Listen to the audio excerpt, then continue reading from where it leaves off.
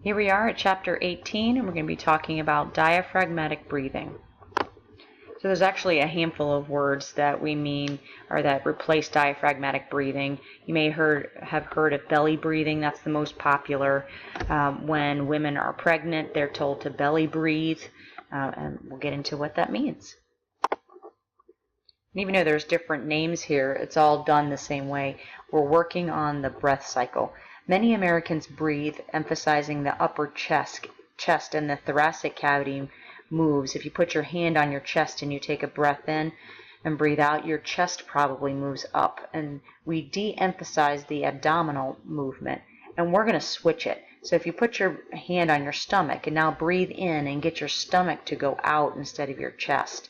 When we're sleeping, we actually breathe this way. When you are just getting up in the morning, notice before you start to get up that your belly is going up and down as you're breathing. Small children, this is how they breathe.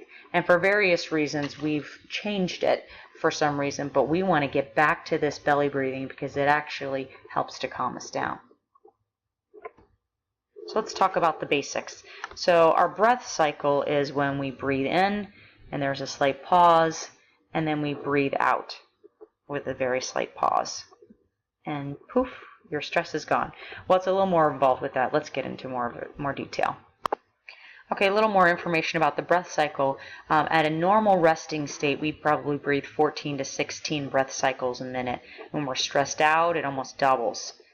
Now, at a relaxed state, it does say that people can comfortably breathe as few as 3 or 4 breath cycles, but that's typically for a yogi who practices yoga all the time. They can slow down their breath cycle to 3 or 4 breath cycles a minute. That's probably not typical for most of us, but we can reduce that from 14 to 16 down a few when we're in extremely relaxed states. Okay, so how do we diaphragmatically breathe?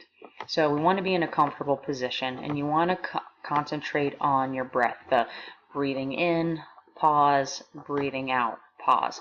And you want to have your hand on your belly the whole time. And when you breathe in, you want your hand to rise. And when you breathe out, you want your hand to descend. That's the whole point of it, that belly breathing. And you be breathing and your belly goes out instead of your chest. And it may take a while. Practice that until you get that. And then you want to visualize your breathing cycle while you're doing that. And that just means that you mentally follow the flow of air into the body and then out again. So when you breathe in, hand on your belly, you take a slow breath, you feel the air come into your nose or your mouth, down to the lungs, and you feel the stomach rise, and you pause, and then the hand descends as you exhale the air, and you feel the air leaving your lungs, out your throat, and out your nasal cavity. And then you repeat this with each breath. So it takes me, if I don't do this regularly, it takes me a couple minutes to get this flow back because I want my chest to come out, because I think that's what we do more often, and we want to get back to diaphragmatic breathing, and I'll tell you why. So the benefits of diaphragmatic breathing are this. It promotes the feeling of relaxation because when you breathe, so your chest is not expanding, it takes the pressure off of your thoracic cavity, and the sympathetic drive decreases and the parasympathetic drive increases, creating homeostasis or a feeling of balance. Here's some other benefits from diaphragmatic breathing. Decreases your heart rate, gives you that feeling of relaxation that we just talked about, decreases muscle tension, improves mental clarity, probably because you're increasing your oxygen capacity to your brain, and helps you deal with stress. So there are a few different ways that we can actually visualize our breath cycle to promote relaxation.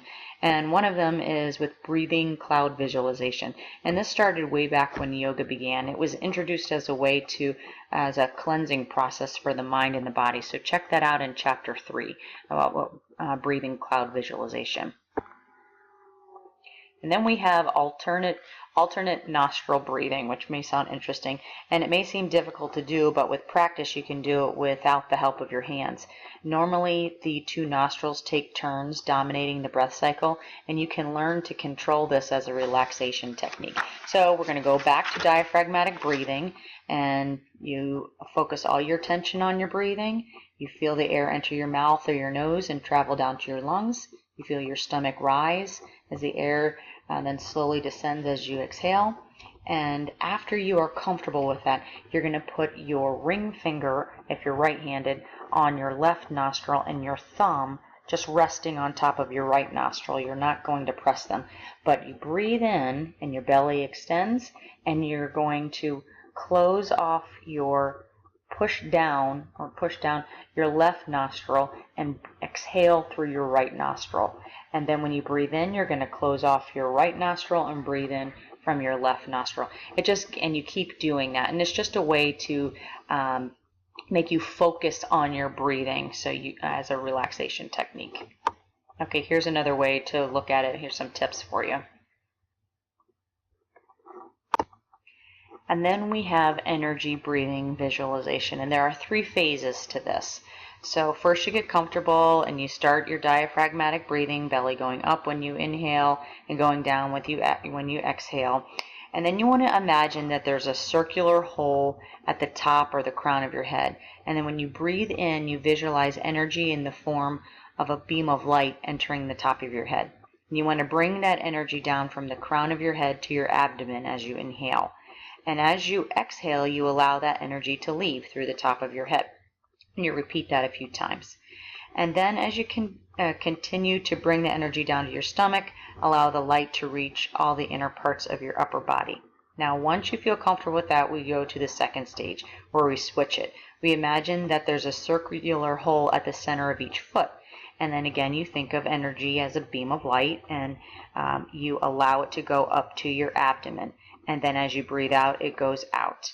And then when you're comfortable with that, you combine the two of them.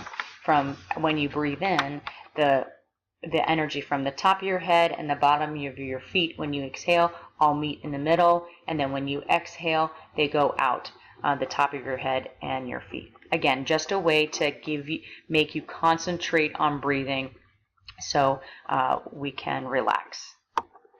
So we don't have a magic bullet. There's not one relaxation method that's going to eliminate or reduce the stress for all people, but this one, diaphragmatic breathing, comes the closest. It is so effective that Hatha yoga, Tai Chi, progressive muscular relaxation, autogenic training, mental imagery, which we'll all talk about, all use diaphragmatic breathing at the basis of it. So this is a good one to practice and get the hang of.